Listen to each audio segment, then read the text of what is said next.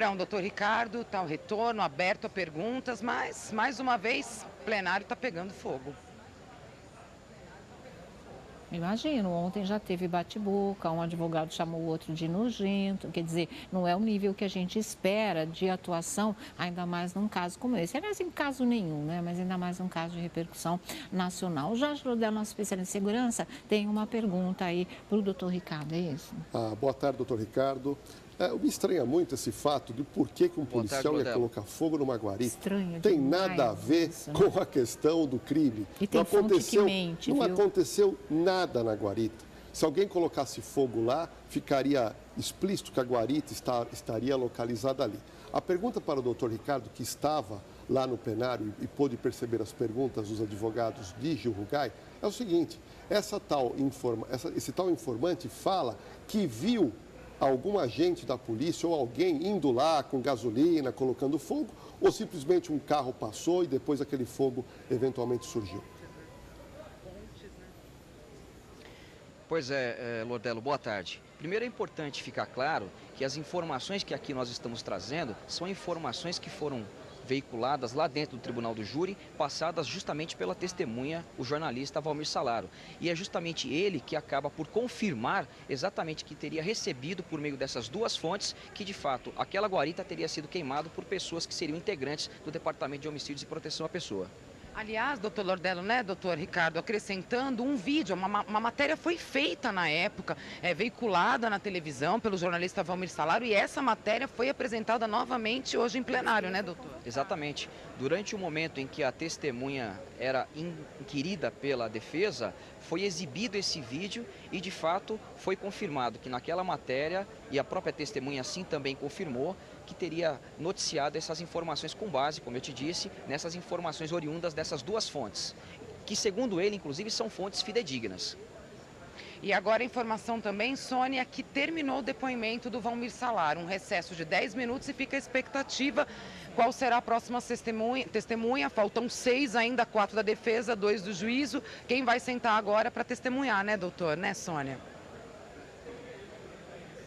Tá certo, não é? E fica aí também a expectativa de que maneira os jurados vão receber ou estão recebendo todas essas informações e essa história aí da guarita que teria sido realmente incendiada por alguém da polícia, alguma coisa muito estranha essa história, né? Realmente muito estranha. Importante lembrar, e eu falo isso até como jornalista também, que existem fontes que nós jornalistas pensamos serem fidedignas e elas mentem e mentem bonito para se sentirem importantes como fontes, ainda mais quando se trata de um profissional de uma Rede Globo de televisão, não é? E você pensa que o seu poder aumenta mais como fonte de acordo com o poder da emissora para quem você passa determinadas informações. E muitas informações são passadas, sim, pelas tais fontes fidedignas. Isso também eu queria deixar claro. Obrigada, doutor Ricardo Martins. Obrigada, Cíntia Lima. Já já a gente volta com a Cíntia, é isso? Não? Tem mais uma pergunta, diretor? Você tem pergunta, Haroldo? O Haroldo tem pergunta, Cíntia. Doutor Ricardo, boa tarde. Evidentemente que fica aí estranho alguns fatos novos que surgiram nesse caso, que em primeiro momento tínhamos somente o Gil Rugai como possibilidade aí do homicídio. De repente aparece uma possibilidade de uma união com o narcotráfico, houve também, levantou-se a possibilidade de que a arma teria sido colocada pela polícia no prédio e agora vem também essa história de que um policial, a polícia, teria incendiado a guarita. O senhor, apesar de estar na posição do espectador, mas como brilhante criminalista, vê alguma relação em todos esses fatos, o narcotráfico, polícia? Como que o senhor vê tudo isso? Pois é, Haroldo Lopes, boa tarde. Eu entendo que todas essas afirmações que têm sido feitas e que têm sido ventiladas aqui dentro do Tribunal do Júri, se trate de uma estratégia que a defesa vem adotando desde o primeiro dia em tentar desconstruir tudo aquilo que foi construído pela acusação e pela polícia durante esses longos 9 anos. Eu não acredito que haja qualquer tipo de relação, até porque durante todos esses 9 anos, se porventura tivesse realmente qualquer tipo de relação, eu imagino que todos nós já tivéssemos tido conhecido disso publicamente. Um fato importante, viu? Ontem estivemos aqui com o procurador de Justiça muito competente do caso Suzane von Richthofen, Doutor Nadir de Campos doutor Nadir, Júnior. e ele falou com muita propriedade que ele tinha essa informação, que a única ligação do fato com o narcotráfico é que a testemunha, que era o piloto do avião do seu Luiz Carlos Rugai, o pai dele foi presidente daquela entidade de aviões ali de Itu, e eventualmente naquele aeroporto houve uma apreensão.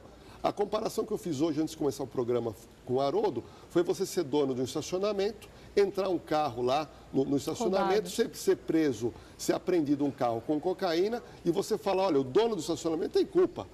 Doutor Nadir ontem disse com todas as letras, o pai dessa testemunha foi arrolado como testemunha, porque ele fazia parte daquele aeroclube. Exatamente. Agora, pega-se um caso como esse e tenta se jogar que o culpado de tudo isso é, na realidade, a vítima, Luiz Carlos Rugai.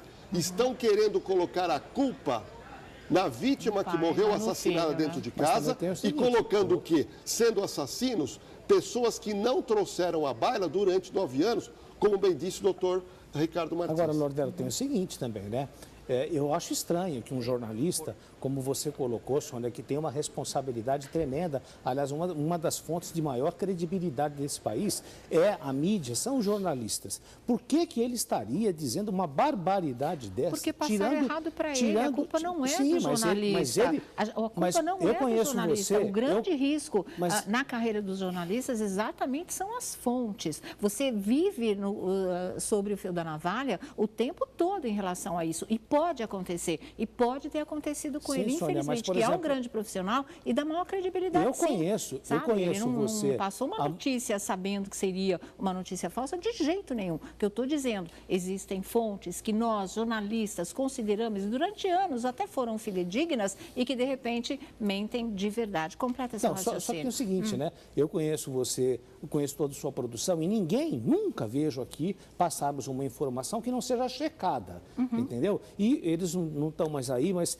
uma outra coisa que me chama a atenção também, ainda estão, porque o doutor Ricardo também até podia explicar essa colocação do técnico em contabilidade, que também está ali dando um depoimento e, no primeiro momento, tem que se acreditar. Se ele diz que não houve retirada, e se houvesse um caixa 2 e, por exemplo, um caixa 2, por exemplo, não é envolvido dele, como não é competência dele. Esse dinheiro não seria contabilizado. Bom, vamos voltar lá no nosso link, ver o que a Cíntia Lima e o doutor Ricardo Martins têm a dizer em relação a esse tipo de coisa. Vamos lá.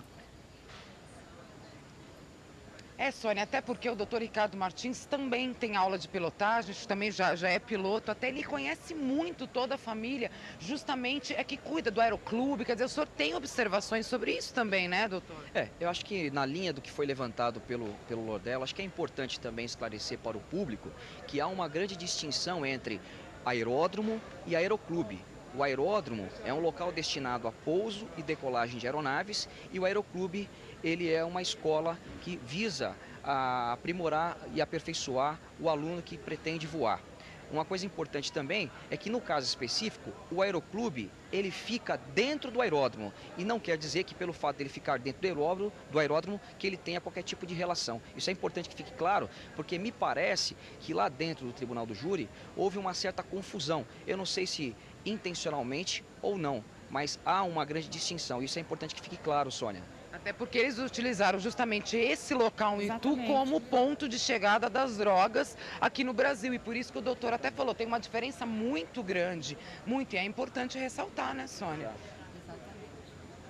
Intencionalmente ou não, essa confusão foi feita, porque a declaração dos advogados de defesa, as declarações são exatamente essas. Ele filmava as aulas dele num local onde era a porta de entrada de cocaína para ser distribuída em toda a América Latina. Quer dizer, é totalmente confusa a história, realmente. Não corresponde à verdade. Obrigada, viu, Cíntia? Daqui a pouquinho são 10 minutos de recesso agora, depois do depoimento que estava acontecendo, e o doutor Ricardo Martins vai voltar lá para o plenário para continuar acompanhando a sessão. Obrigada também ao doutor Ricardo Martins. Daqui a pouco